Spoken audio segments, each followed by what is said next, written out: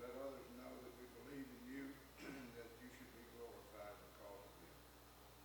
Father, we ask that you be with the sick of this congregation, this community. Father, if it be thy will, restore them to their much wanted and needed help.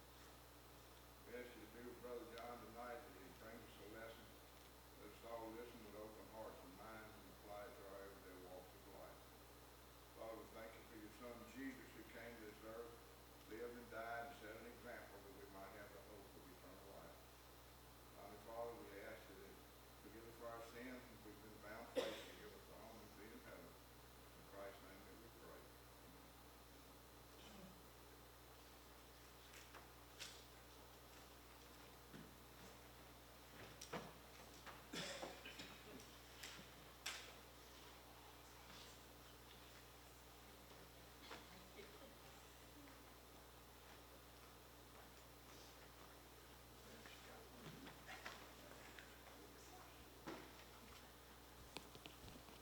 Am I the only one that can be singing a hymn there and just jump from one line to the next and back again effortlessly? Because there was a point there where Ralph was singing one song, I was singing another one.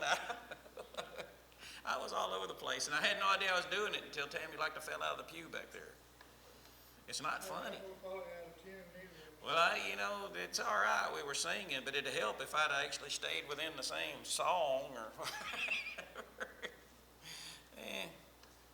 It happens sometimes, I suppose. We're glad that you're here this evening. We are in 2 Samuel chapter 17. We are still in the Absalom part of the narrative. This is a fairly large section in this book. David is suffering the consequences of his sin with Bathsheba. God said there's going to be consequences for your sin, and we're seeing them play out in the text. And that's where we are. This chapter is a little bit more logistics than it is anything. Not really a lot going on. But we will see God at work on behalf of David in this chapter. So we're just going to jump right in and start reading here in 2 Samuel. Moreover, Ahithophel said to Absalom, "Let me choose 12,000 men, and I will arise and pursue David tonight. I come upon him while he is weary and discouraged, and throw him into a panic, and all the people who are with him will flee, and I will strike down only the king. I will bring all the people back to you as a bride comes home to her husband, and you seek the life of only one man, and all the people will be at peace." The advice seemed right in the eyes of Absalom, all the elders of Israel.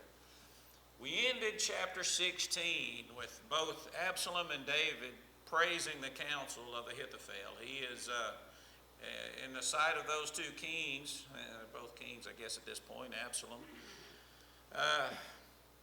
he's wise. He gives good counsel. And so what we start with here in chapter 17 is one of those instances. Ahithophel is going to give counsel. He's going to give some advice about taking David. And so Ahithophel's advice is that me, a few guys, we're going to go, and this is in like today's military lingo, that we're going to do a surgical strike. We're going to go in, we're going to take out David, as few casualties as possible, and then we're going to lead all the people back here to Jerusalem, and everything will be good, right? We'll do it like that. That's his advice. There is something culturally here that is probably not being taken into account. We're going to talk about in a moment. This advice sounded good. It sounded good to the elders here in verse 4 in the eyes of Absalom as well. And so this sounds like a viable plan, and it probably is. It probably is a good plan. But Absalom wants to get a second opinion. That's also good reasoning, right? Get a second opinion. See if there's another idea that might be better. Absalom said, "Call Hushai, the Archite." Remember, that's David's inside guy, the one he sent back to Jerusalem to be close to Absalom so he could kind of have an ear to the ground, if you will, in Hushai. So call Hushai the Archite also, and let us hear what he has to say. And when Hushai came to Absalom, and Absalom said to him, "Thus has Ahithophel spoken, and shall we do as he says? And if not, you speak." Well, then Hushai said to Absalom, "This time the counsel that Ahithophel has given is not good." So we have we have a little bit of adversarial thing going on here. Hushai is not agreeing with Ahithophel. He's going to have another plan. Hushai said, you know that your father and his men are mighty men, and that they are enraged like a bear robbed of her cubs in the field. Besides, your father is expert in war. He will not spend the night with the people. Behold, even now he's hidden himself in one of the pits or in some other place, and as soon as some of the people fall at the first attack, whoever hears it will say, there's been a slaughter among the people who follow Absalom. And then even the valiant men, whose heart is like the heart of a lion, will utterly melt with fear. For all Israel knows that your father is a mighty man, and that those who are with him are valiant men. But my counsel is that all Israel be gathered to you, from Dan to Beersheba, the sand by the sea for the multitude, and that you go to battle in person. And so we shall come upon him in some place where he's to be found, and we shall light upon him as the dew falls on the ground. And of him and all the men with him, not one will be left. If he withdraws into a city, then all Israel will bring ropes to that city. We shall drag it into the valley. Not even a pebble is to be found there. And Absalom and all the men of Israel said, the counsel of Hushai the Archite is better than the counsel of Ahithophel. For the Lord had ordained to defeat the good counsel of Ahithophel, so that the Lord might bring harm upon Absalom.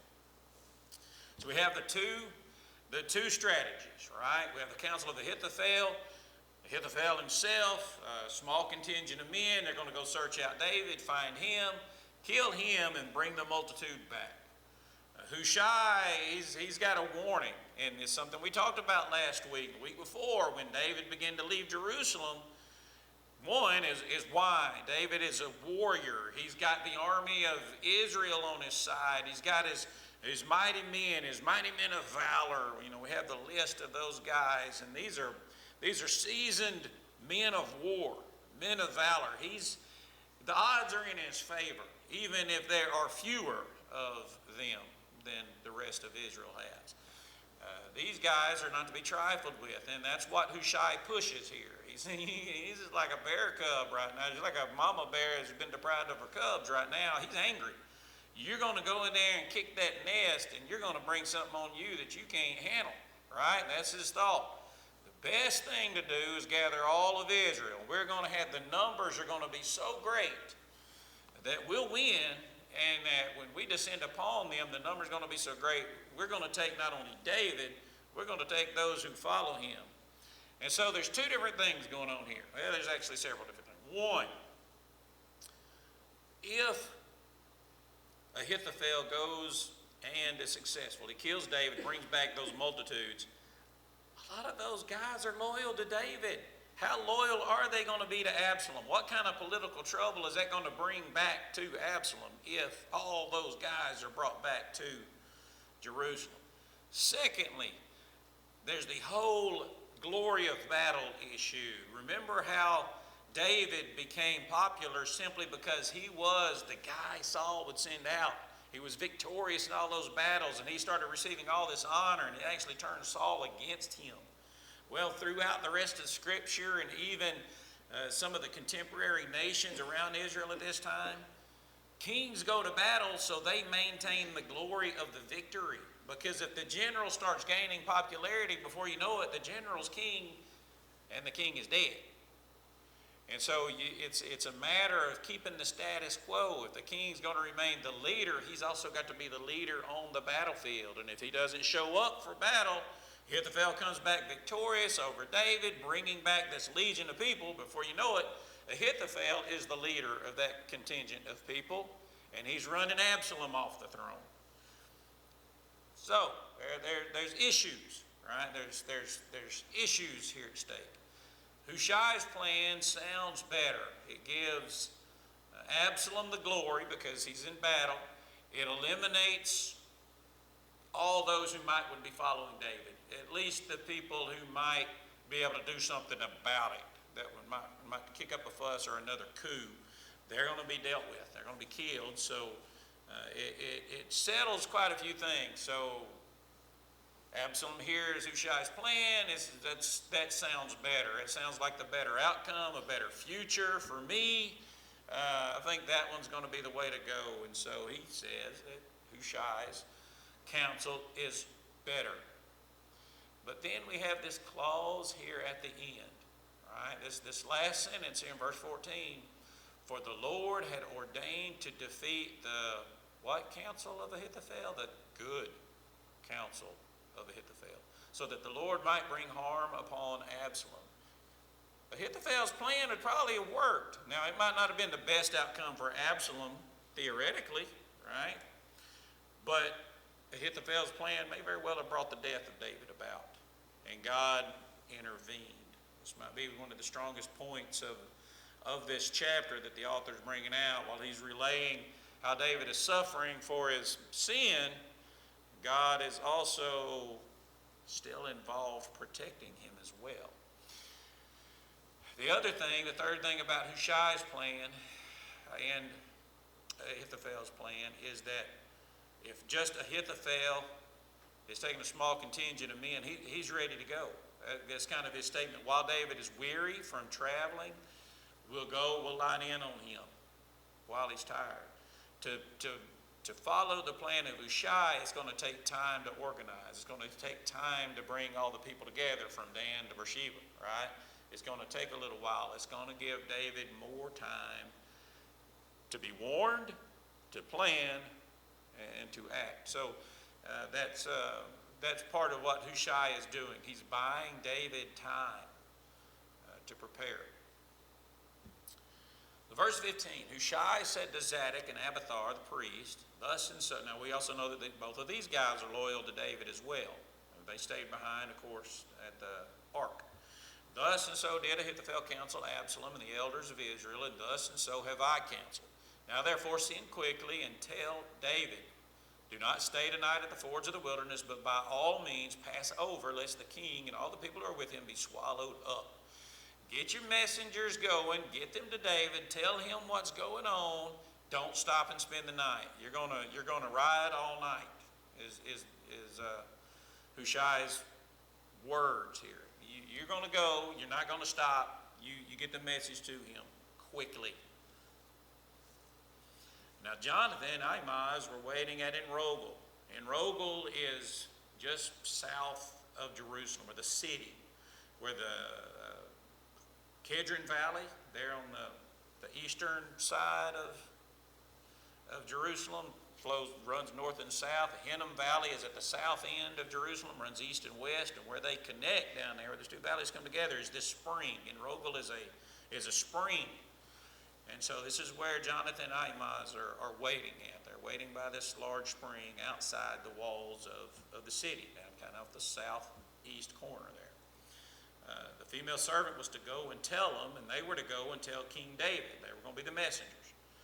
They were not to be seen entering the city. That's why they're hanging out down here out of town. So Abiathar and Zadok, they're sending a servant down to talk to these guys to relay the message, and then they're going to take off to David. But a young man saw them and told Absalom. So both of them went away quickly. They came to the house of a man at Bahurim. They went across the Kedron Valley. They went across the Mount of Olives. They're headed north towards Jericho. They come through the village of Bahurim. Do you remember what happened last chapter? There's a reason this town is significant. In the last chapter, we had a fellow from Bahurim. He was out running beside them across the way, throwing rocks and cussing at David and all that. Remember that guy? Shimei? Throwing rocks, cussing David and all that. Same town, but this time you have somebody that is going to help hide these messengers that are going to warn David. Verse 19, the woman took and spread a covering over the well's mouth and scattered grain on it.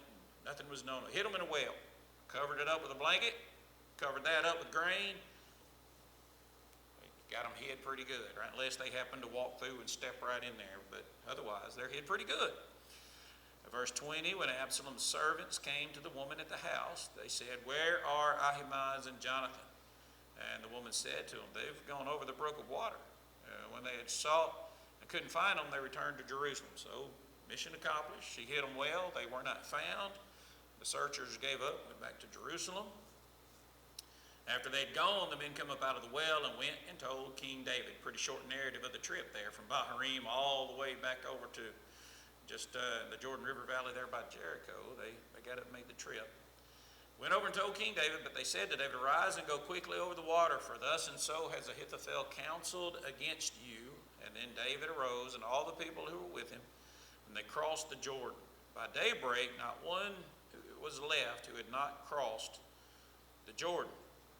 But when Ahithophel saw that his counsel was not followed, we're jumping scenes here. We made the messengers, got them over to David. They counseled, they fled, they crossed the fords of the Jordan at Jericho. Now we're jumping back to the counselor, Ahithophel, Bathsheba's dad.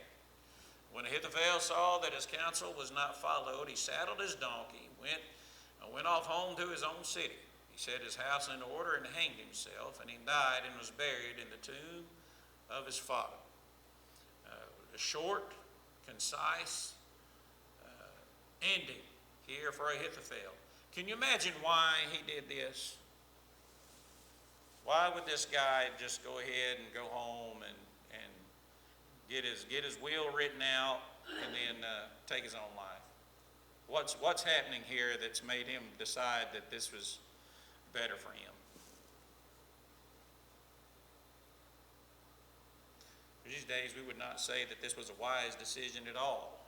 This is actually, in fact, I would argue, there's several suicides mentioned in the text of Scripture, and none of them are held up or are viewed as honorable. So this one is not either. But think about what waits for Ahithophel. First, if Hushai's plan works, and this goes the way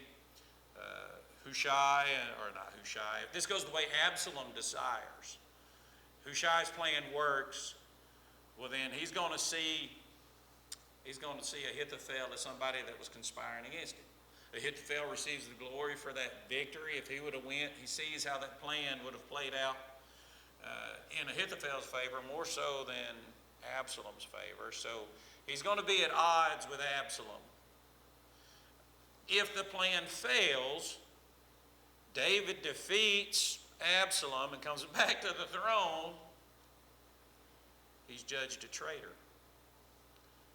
He doesn't see any way forward. Either which way, Ahithophel sees his life as forfeited. So he goes home, sets his affairs in order, and takes his own life. There are a lot of texts like this in the surrounding countries, such as Assyria, the Hittites. There are instances where advisors to the king, if you will, emperor, whatever the title is at the time, where their advice is not taken, they see the handwriting on the wall, their life is going to be taken from them. Usually it's very torturous. Usually it's something that's pretty awful. And so they opt to take their own life. So this is what's happening here with Ahithophel. Verse 24, David came to Mahanaim, and Absalom crossed the Jordan with all the men of Israel. And now Absalom had set Amasa over the army instead of Joab. Amasa was the son of a man named Ithra, the Ishmaelite, who had married I'm going to say Abigail, it's Abigail, I'm going to say Abigail, the daughter of Nahash, sister of Zariah, Joab's mother. And Israel and Absalom encamped in the land of Gilead. Whoever's got a pencil and piece of paper, if you can do this by looking, tell me how Amasa is related to Joab. Because they're related, but you got to figure it out by the language of the author here. I stared at it for a little while at the screen, and I got tired of trying to walk through the tree branches, or climbing through them. Who's got it? Sir? First cousins. Were the first cousins? Well, I mean, it's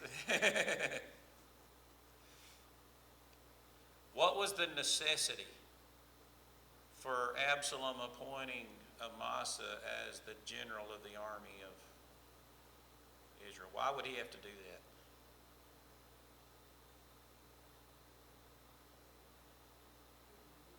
Joab's with David. Joab remained faithful to David. So Joab is across the Jordan, along with those mighty men of valor. He's one of them. And so there is no general of the armies of Israel. It's gone. There's no telling how much of the army of Israel left with David. Those mighty men of valor are kind of the core group. So really the men that are left may not be much more than some of the newer recruits kind of guys. Not sure about that. I came to First Cousin. I'm not positive. I just kind of said I got tired of staring at the screen. But something like a cousin. He's related. But you have Joab, his two brothers or generals. You have this cousin as well. Military guy. This is a military family. This is a family. It's a family of. I don't say. It's kind of like today. You say my grandfather was in the army. My dad was in the army. I'm in the army. It's a military family. It's a tradition in this family. So these are men of war. And so we have David in the top line up there, verse 24, who came to Mahanaim, and verse 26. Absalom, Israel, they encamped in the land of Gilead. And so we have the map. They're geographically close. Now, fairly sure we know where David's at. That city is located. Now, Gilead is a region, so it's, Absalom is somewhere in here, is what we're getting at. There's the area he could be in. Lines are just some fairly smart map guy decided that's probably about where they were. So they're close. They're not right on top of each other yet, but they're close. Verse 27, when David came to Mahanaim, Shobi the son of Nahash of Rabbah of the Ammonites, and Machir the son of Amiel from Lodabar, and Barzillai the Gileadite from Rogelim, brought beds, basins, earthen vessels, wheat, barley, flour, parched grain, beans and lentils, and honey and curds and sheep and cheese from the herd for David and the people with him, to eat. For they said the people are hungry and weary and thirsty in the wilderness. So we have another tribute brought. It's the second time that's happened. Ishbosheth's servant had brought him a bit of a tribute. Here we have it again, and it's these guys are of the Ammonites. So this is from a nation who is, for all practical purposes, a vassal of Israel, a vassal of David, and they're showing their support for David. So they're still allied with him. So that's good to know. The tribute, we don't have volumes like in some of the other places where it tells you how much, but when you're talking about 600 plus people here, it would have taken a wagon train of these goods, right, to be able to tend to everybody. But it is a tribute. It's something for the people. All right, that is chapter 7. Again, just a little bit of political maneuvering, a little bit. We have Ahithophel. The wise counsel of Ahithophel is rejected. Hushai is now really in, right? He's in with Absalom. And the battle scene is all but set. They're in the area with one another. A plan has been made. Chapter 18, we'll see this play out. Any thoughts, questions about chapter 17 that we have here? It's rather just a straightforward, logistical. In the first beginning of there was talking about he had this large number of men. Why did he think he had to have that many? I think it's 1,000, but at the very beginning of the chapter. Oh, whenever Hushai is giving advice to Absalom about gathering up all the men of Israel from Dan to Beersheba. Yeah, there was a big number. I thought, why would they have to have that many? To guarantee defeat, and it also sets all the men of Israel below Absalom, because he's going to get the honor and the glory for the defeat, or for the victory in this battle. And all Hushai is doing, he's not trying to give, well, that's I guess I should emphasize that more. Hushai is not trying to give Absalom a strategy for Absalom to win the battle. He's trying to stall Absalom and give David time to escape and to prepare. And so the idea of bringing everybody from all over the nation is more about stalling for time. Hushai, if he's as faithful as David, is going to believe the same thing that David does, and that is if God desires me to be on the throne, then he's going to make it happen. And so that's kind of where David is at this point, based on his language when he was talking about Shammai last chapter. So gathering all the men really wasn't necessarily about the battle per se, as just buying time.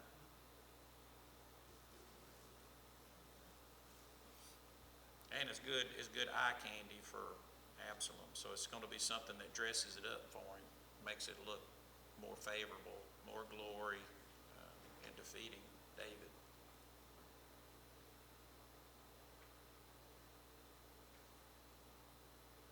Anything else? If not, we'll pick up chapter 18. In chapter 18, Absalom will come to the end of his short reign. We'll talk about that next week.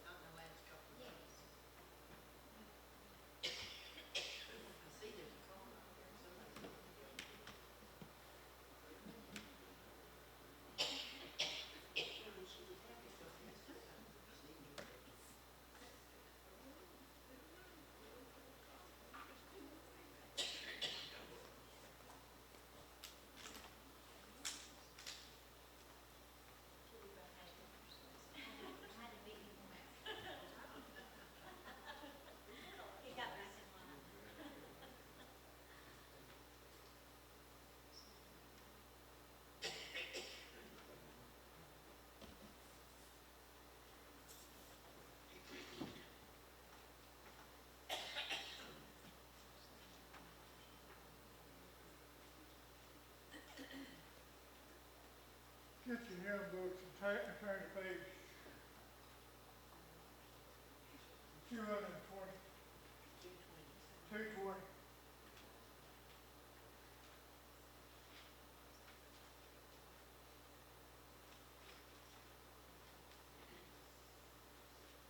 First verse of this verse. Say, the name of Jesus with you, child of sorrow and of woe. It will joy and comfort give you. Take it then wherever you go. Precious name, oh how sweet. Hope of earth and joy of heaven. Precious name, oh how sweet. Hope of earth and joy of heaven. Ronnie, you did this, please. Father in heaven, we thank thee for all that you've blessed us with. May you continue to bless us. Help us to understand that word. Help us to do thy will. Help us with thy shortcomings. Heavenly Father, be with our many sick, that you will restore them to their much needed health. Heavenly Father, be with the leaders of our country. Help them make the decisions they need to make. Heavenly Father, be with our military. Now, look over them and protect them. Be with us as we go about our everyday life, that will bring glory to thy name. Forgive those who trespass against us, and forgive us for our many sins, and remember them no more. These things we ask